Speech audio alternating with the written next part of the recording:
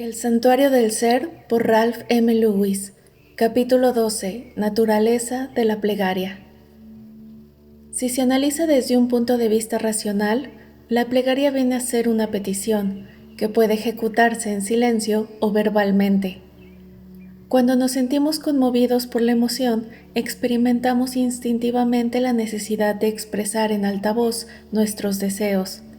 La palabra formulada tiene un poder especial. El sonido de la voz descongestiona la emoción y sugiere la invocación de la fuerza del deseo, tanto física como mentalmente. En realidad, es casi imposible evitar las expresiones vocativas cuando uno se halla invadido por una intensa agitación emocional. En tales circunstancias, nos sentimos impelidos a gritar, a formular verbalmente nuestro sentimiento. Siendo la plegaria una petición o solicitud, tiene a la fuerza que estar dirigida a alguien o a algo, ya que es evidente que no podemos rogarnos a nosotros mismos, o sea, a nuestro ser mental o físico. Si creyéramos que estamos intelectual y físicamente capacitados para llevar a cabo un plan o adquirir algo determinado sin ayuda ajena, es seguro que procederíamos totalmente por propia iniciativa. Así pues, la plegaria es el reconocimiento de nuestra incapacidad real o imaginaria. Esta deficiencia provoca en el individuo la tendencia a buscar la ayuda ajena, a buscar el apoyo de una fuerza, medio o fuente externa. Es nuestro concepto de esta fuente externa el que determina, en gran parte, la naturaleza de nuestra oración. Un primitivo, imbuido en el concepto politeísta, cree en una pluralidad de dioses que habitan en las cosas inanimadas, tales como las rocas, el mar, las nubes tempestuosas. En su criterio, cada uno de estos dioses se ocupa particularmente de ciertas necesidades del hombre. Así pues, el humano se ve obligado a escoger entre estas divinidades y se dirige a una en busca de la salud, a otra le pide fuerza y solicita de una tercera la protección en contra de sus enemigos. Cuando el hombre trata de ponerse en comunicación con poderes superiores a los suyos, se esfuerza en obtener la atención de la divinidad por diversos medios. Cuando un individuo desea una entrevista con un personaje importante o con un jefe de tribu, necesita que el personaje se halle bien dispuesto hacia él. Así pues, para propiciar su buena voluntad, le ofrece regalos de cosas valiosas. Algunas veces, nuestro acercamiento al Dios viene a ser como una tentativa de crear un ambiente favorable para que la deidad nos reciba amistosamente. Es por esto que se emplean ritos teúrgicos con música, cantos y danzas. Si examinamos este método de plegaria, observaremos dos cosas. La primera es la creencia que existe de que la deidad nos concederá nuestra petición, si es que hemos logrado agradarle suficientemente con nuestros actos. La segunda es la seguridad que tiene el solicitante de lo justo de su petición. Poco le inquieta saber si los resultados de su plegaria son contrarios a una ley natural o si de producirse causarán una injusticia contra los otros mortales. En estas circunstancias, la psicología del creyente es muy burda.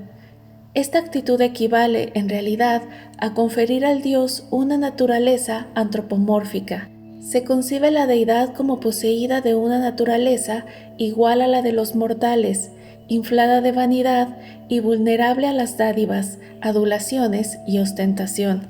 Se le cree capaz de dispensar sus beneficios y conferir sus poderes, como lo haría cualquier soberano dictador de la tierra, sin consideración hacia la justicia o la razón. De otro modo, cada hombre puede obtener lo que quiera el Dios, con tal de que logre ejecutar la debida ceremonia litúrgica. Es por eso, por lo que los seres humanos compiten los unos con los otros para obtener el secreto de cómo influir mejor a los dioses. Es esta mentalidad errada la que ha estimulado el desarrollo del sacerdocio en las más tempranas sociedades. Se creía y cree que los sacerdotes son educados para poseer y que poseen la clave de cómo se obtiene la benevolencia de los dioses para beneficio de los humanos. Aunque damos a estas prácticas el nombre de primitivas, muchas de estas ideas fundamentales Han persistido a través de las épocas, influyendo enormemente sobre los dogmas y credos de muchas religiones contemporáneas. Ciertas sectas religiosas actuales exigen de sus fieles una determinada forma de actuar. Pueden ordenar a estos que depositen monedas en una caja, que asistan regularmente a ciertas ceremonias, que repitan ciertos credos específicos, que tomen parte en ciertos ritos autorizados. Si el creyente se somete a estos mandatos, se considera entonces que ha apaciguado al Dios o que se ha acercado a Él en la forma de vida y que la deidad se siente favorablemente inclinada a conceder aquello que se le pide en la oración. No es preciso que nombre las sectas que estimulan tales prácticas, ya que son conocidas en todas partes. Estas personas rezan con toda buena fe y desde luego, viendo el fracaso de los resultados, caen en el descorazonamiento. Hay otro tipo de concepto ortodoxo de la plegaria que, aunque superior al ejemplo anterior, es también primitivo y está llamado al fracaso. Me refiero al concepto de un Dios personal que ejerce su voluntad en forma arbitraria. Se cree que actúa así, sin embargo, únicamente por razones benéficas. El creyente le asigna a este Dios no solo el poder de lograrlo todo, sino también los más elevados valores mortales que es capaz de concebir.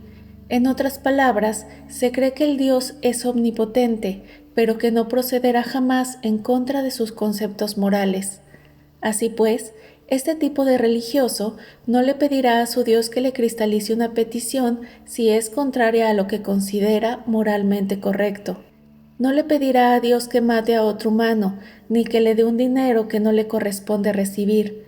No dudará, sin embargo, en pedirle una cosa que considera justa, no importa cuán antagónica pueda ser a la necesidad del orden universal o cósmico. Pedirá a Dios, por ejemplo, sin ninguna especie de resquemor, que detenga una guerra promovida por los mismos hombres. Psicológicamente, tales individuos creen que Dios ejerce su poder arbitrariamente, aun en contra de las leyes y causas que Él mismo ha establecido, cuando el creyente le ruega con toda buena fe y con una finalidad moral. Lo ilógico de una petición semejante no le pasa por la imaginación y así puede estar pidiendo a su Dios exactamente lo contrario de aquello que otro creyente, con la misma buena fe, le está solicitando.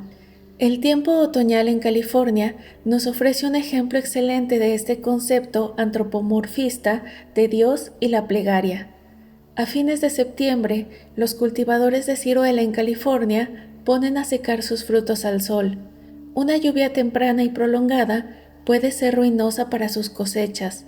En la misma época, empero, los criadores de ganado claman desesperadamente por la lluvia para sus pastos, ya que han sufrido el prolongado y seco verano californiano. Si uno de los ganaderos perteneciera a una de las sectas en cuestión, le rezaría a Dios para que mandara la lluvia, al mismo tiempo que uno de los cultivadores le rogaría que no dejara caer ni una sola gota de agua.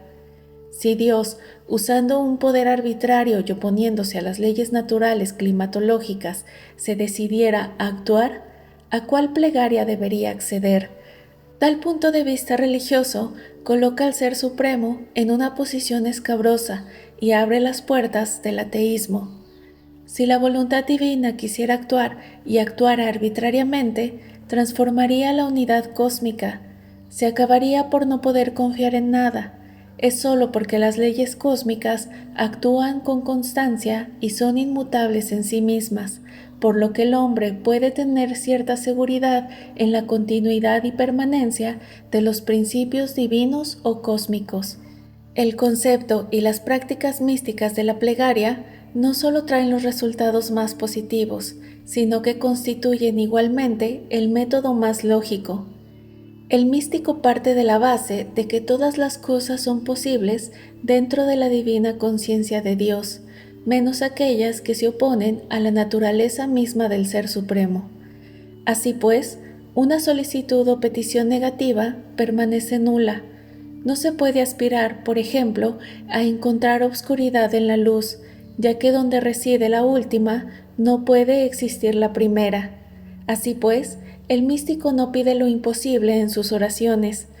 Tampoco solicita que se descarte una ley cósmica o natural que él mismo puede haber puesto en acción por sus propios actos, ya fuese por malicia o por ignorancia.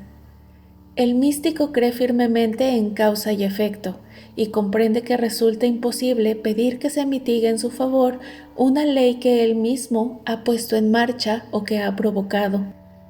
Nunca pedirá que se le confieran bendiciones especiales, pues sabe que en el plano cósmico no hay mortales favoritos. Sabe, además, que todo está o estará sujeto a las perennes leyes del cambio. Nada se detiene. Según las leyes del cósmico, cualquier cosa que no las contradiga puede ser puesta en acción por medio de la mente humana. Las cosas no le son transmitidas al hombre, sino es éste quien dirige y articula los poderes cósmicos que están a su alcance para lograr que los hechos se produzcan. El místico no pide una cosa completa, acabada, sino que pide ser iluminado para poder lograr materializarla por medio de sus esfuerzos, o si el deseo que experimenta por algo determinado no fuese justo, suplica que se le quite el deseo. Conociendo las limitaciones de su ser objetivo, pide que, si no le es posible hallar el modo de satisfacer su deseo, al menos se le enseñe lo que debe hacer para eliminar este falso anhelo que aparenta ser necesario. Así, pone de manifiesto que no cree en la infalibilidad de sus propios juicios e indica que desea tener la certeza de que no está cometiendo un atropello contra la justicia al insistir en obtener algo que no sabe si es obtenible dentro de los límites de lo justo y adecuado. Se da cuenta de que, si disfrutáramos de una comprensión adecuada, una gran parte de las cosas que deseamos obtener perderían su importancia aparente y nos parecerían insignificantes, poco dignas de ser presentadas a la divinidad. Muchas de estas cosas con las cuales nos atormentamos, considerándolas esenciales para nuestro bienestar, lo son únicamente porque nunca han sido sometidas a un análisis a la luz de un concepto más amplio, es decir, que nunca hemos establecido la relación que existe entre ellas y el conjunto de los designios cósmicos. Al hablar con lo cósmico, el místico dirige su conciencia hacia sí mismo, en vez de dirigir su petición hacia un poder o entidad externa distante. Sabe que el cósmico está en su propio interior y que no se halla únicamente en los confines del espacio. Tiene la seguridad, además, de que su alma accederá a su solicitud. El alma es parte del cósmico y le guiará hacia la propia acción. Para el místico, la plegaria es, en realidad, una consulta entre las dos partes del ser. Es una llamada de la mente mortal a la inmortal que lleva dentro. Sabe pues que la concesión de una plegaria no es sino una vislumbre de la divina sabiduría por medio de una armonía adecuada. De este modo, le es fácil valorar sus propios deseos y actuar a la luz de lo que es cósmicamente justo y posible. Cuando el místico solicita algo que no le es concedido, no experimenta la desilusión que acongoja a los otros devotos en casos similares. Que sus plegarias sean o no accedidas, recibe siempre una comprensión que le señala lo superfluo o equivocado de su solicitud. Así pues, la oración siempre le resulta satisfactoria. Desde el punto de vista psicológico, la oración siempre es beneficiosa para cualquier hombre que la lleve a cabo imbuido de un sentido místico. Requiere humildad y la sumisión a la parte más elevada de nuestra naturaleza.